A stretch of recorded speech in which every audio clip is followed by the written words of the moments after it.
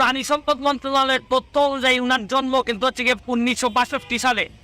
1962 সালে উনার জন্ম হয়ে থাকলে উনি মুক্তিযোদ্ধা হিসাবে দাবি করতেছেন, উনার সার্টিফিকেট আছে মুক্তিযোদ্ধার।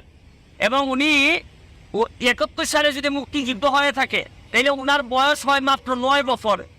9 বছর বয়সে উনি মুক্তিযোদ্ধা কিভাবে হলেন আমার জানা নাই, কারণ আমার মেয়ের বয়স 9। এই মেয়েকে স্কুলে পাঠাইতে গেলে একটা মানুষকে দিয়ে আমার স্কুলে পাঠাইতে হয়। তাহলে আমি কোনোভাবে মিলাইতে পারতেছি না যে 9 বছর বয়সে উনি কিভাবে মুক্তিযোদ্ধা হইলেন। এটা আমার কোনোভাবে মিলতেছে না, প্রথম প্রশ্নটা সত্য হয়ে না থাকে।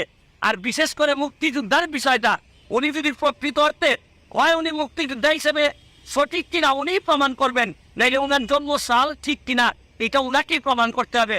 আর নাইলে মুক্তিযোদ্ধা এবং মুক্তিযোদ্ধাদের মতো এইভাবে একটি সম্মানিত জিনিস নিয়ে উনি যদি কোনো কিছু করে থাকেন, এটা আমাদের জন্য চরম দুর্ভাগ্য হবে। আজকের মতো বিদায়।